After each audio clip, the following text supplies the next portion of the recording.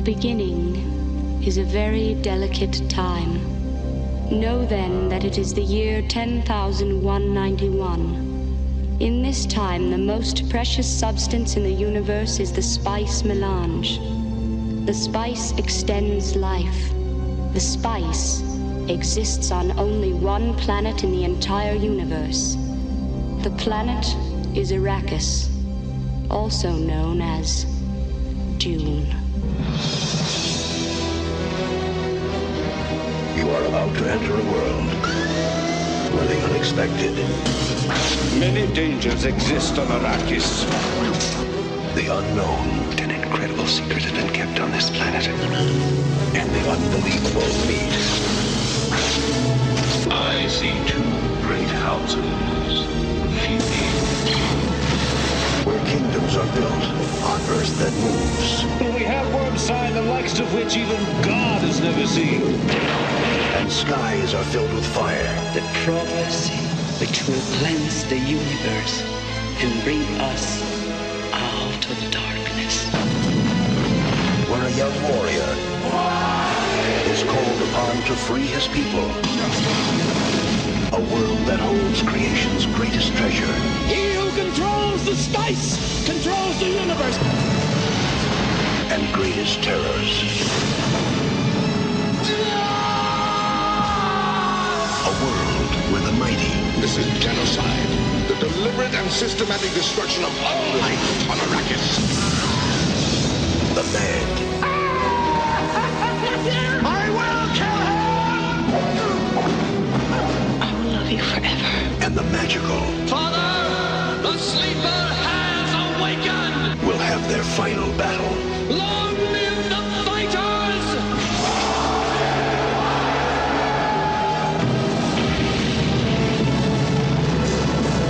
Do not show the slightest pity or mercy!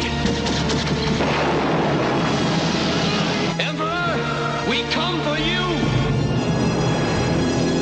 Dune, a spectacular journey through the wonders of space and the mysteries of time. From the boundaries of the incredible to the borders of the impossible. Now, Frank Herbert's widely read, talked about, and cherished masterpiece comes to the screen. Dino De Laurentiis presents Dune, a world beyond your experience, beyond your imagination.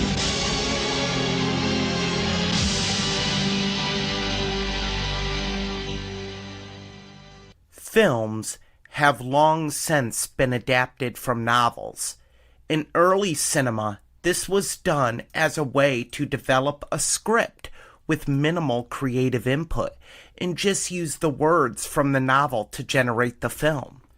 Now, it does still take great performances and brilliant direction to make a film truly memorable. As a matter of fact, some of the greatest films were adapted from novels or short stories.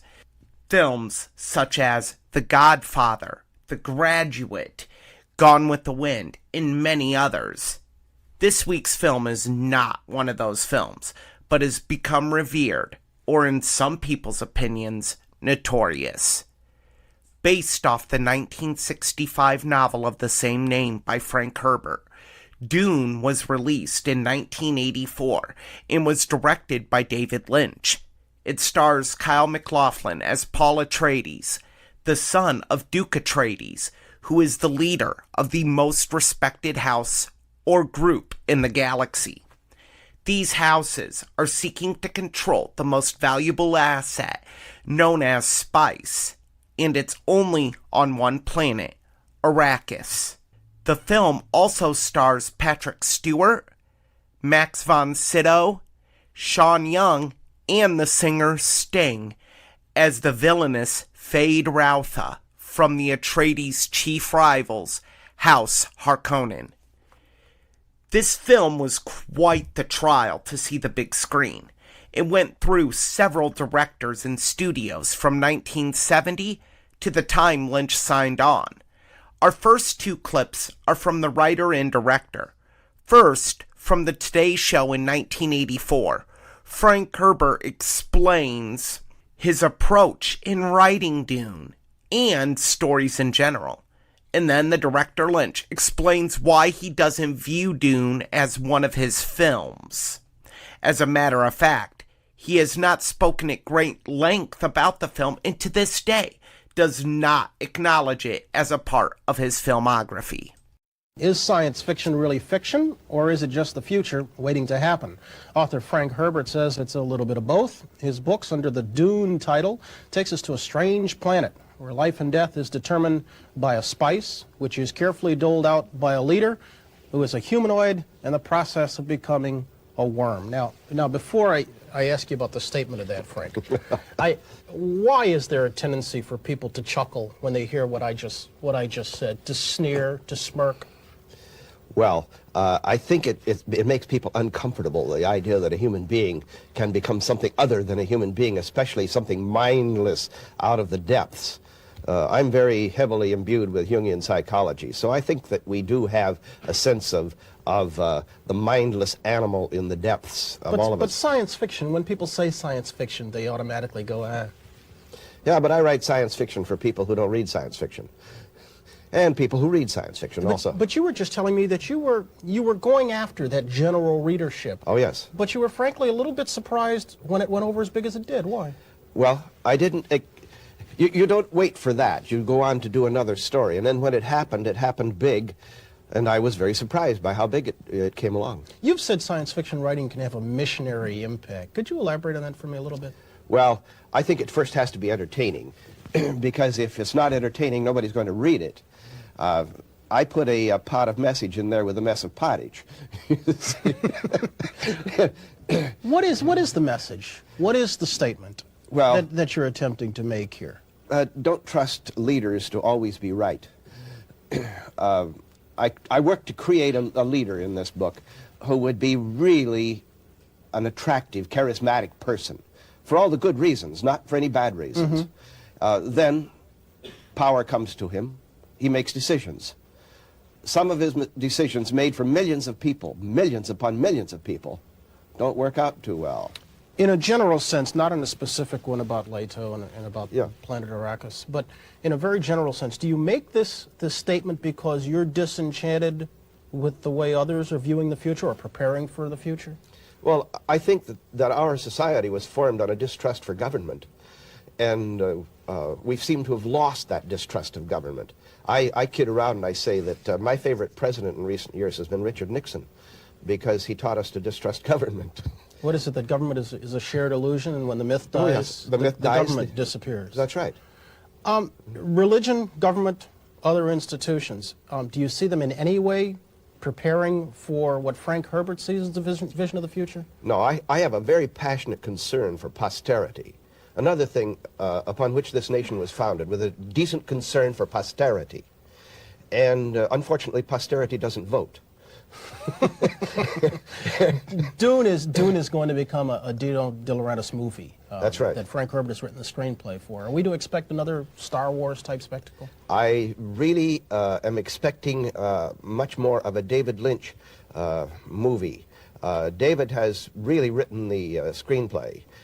I hope he's using a lot of the stuff that I gave him, but I haven't seen the screenplay. It'll be ready next Friday. We are expecting the movie in a year, at the end of '83. How many more Dunes to come? At least one more. Good enough. Frank Herbert, thank you. Thank you, Brian. And now, Lynch. Can I ask you why you consider Dune a disappointment? Dune, I didn't have final cut on. It's the only film I've made that I didn't have. I didn't technically have final cut on The Elephant Man, but Mel Brooks gave it to me. And on Dune, I started selling out even in the script phase, knowing I didn't have final cut, and I sold out. So it was a slow dying the death, and a terrible, terrible experience. Do you regret making it? Yes, except it just nailed this idea: never, ever do a film without final cut. And why would I have done it? I don't know how it happened. I trusted that it would work out, but it was very naive and the wrong move. He's got a lot of fans. There's some things about it, but overall, it was squeezed because in those days, the maximum length they figured I could have is 2 hours and 17 minutes, and that's what the film is. So they wouldn't lose a screening a day. And so it's, again, money talking and not for the film at all. And so it was like compacted, and it hurt it. It hurt it. I mean, there's been talk for years about your version of it, which does not exist. No, it doesn't exist. There is no other version. There's more stuff, but even that is putrefied. This film, upon release, was critically panned. One of the major reasons is people felt the film made no sense. However, that does not mean there are not memorable scenes. Our next and final two clips of this review feature Paul Atreides, played by, once again, Kyle MacLachlan. First, one of the most memorable scenes in the film. Paul is tested by Mother Jessica for impulse control by tapping into his fear. And then, in knife battle training with Gurney Halleck, played by Patrick Stewart, Paul's impulsivity becomes an issue when a move would have ended his life. Please note that in the second clip, there is noise distortion done due to battle shields surrounding both Atreides and Gurney that are a part of the film and the clip. No. You. Come here. She's using the voice. No. Some strength there. Surprising. Come here.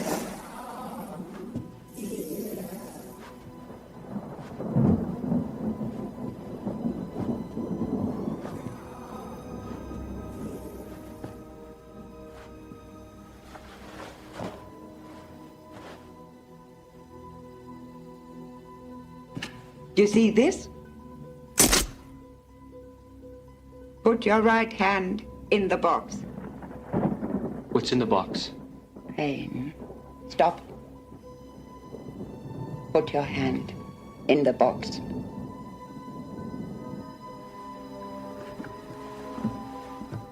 I hold at your neck, the Gom Jabbar. This one kills only animals. Are you suggesting a duke's son is an animal? Let us say, I suggest you may be human. Your awareness may be powerful enough to control your instincts. Your instinct will be to remove your hand from the box. If you do so, you die. You will feel an itching there. Now, the itching becomes burning.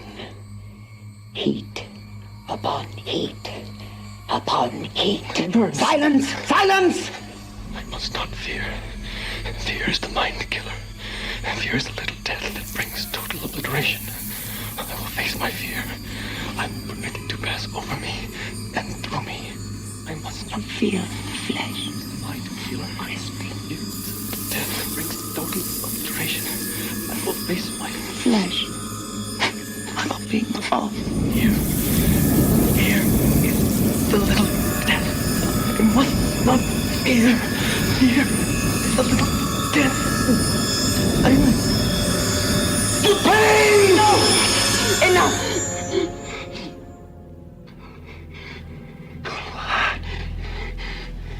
No woman, child, ever withstood that much.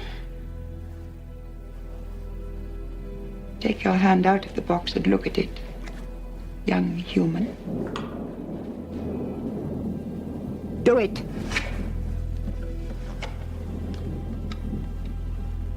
Next, knife battle training. I know, Thufir, I'm sitting with my back to the door. I heard you, Dr. Yui, and Gurney coming down the hall. Those sounds could be imitated.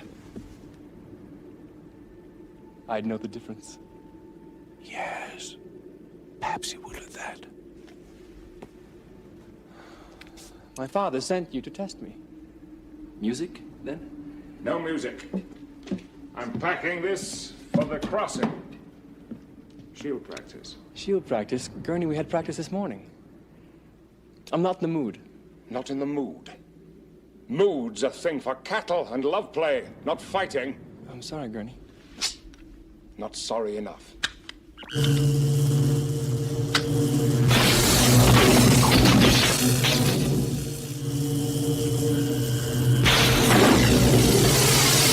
What's wrong with Gurney? He's not making this. Now, guard yourself from truth.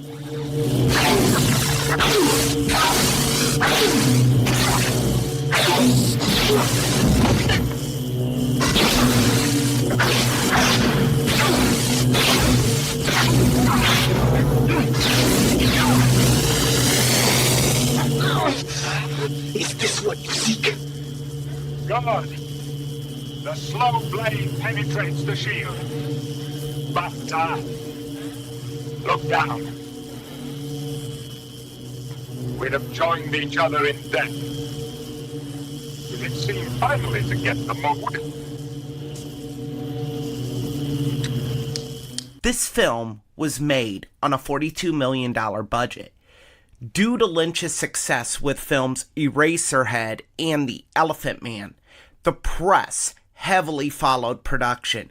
It was set up for a summer blockbuster release. There was a documentary of the making of the film produced, and action figures, board games, and other memorabilia of the like were released. Unfortunately, the film only made close to $31 million, becoming a major box office flop. The planned sequels, Brian Herbert wrote 6 books in the series, were canceled. Roger Ebert called the film a real mess, an incomprehensible, ugly, unstructured, pointless excursion into the murkier realms of one of the most confusing screenplays of all time. With only a runtime of 137 minutes, Lynch had to cut characters and scenes that made the book work and made it understandable, and also led to it becoming a New York Times bestseller. Lynch also lost Final Cut, as was alluded to in an earlier clip. This is why David Lynch ultimately disavows this film. Adding to the confusion, theaters handed out pamphlets that went over deciphering the words used in the film as a translation guide. All of this contributed to one of the biggest box office flops of all time. Thankfully, through 2 new adaptations, a 2000 Sci-Fi Channel miniseries, and the 2-part epic film, which the second part is released this weekend, a more widespread appeal of the novels have led to a greater appreciation for this film, and it achieving monumental cult status. This film is visually stunning, with good performances and a thundering soundtrack by rock band Toto. And for those interested, Sting in a Speedo. Not my cup of tea, but might be for some people. To not understand this film is no reason to dismiss it. In viewing Dune, ignore the understanding and just enjoy yourself. I hope you join me next week as we look at the Southern classic and one of John Hopwood's favorite films, Smokey and the Bandit. For WMNH and Matt Connarton Unleashed, this has been a classic film review with Erich Pilcher.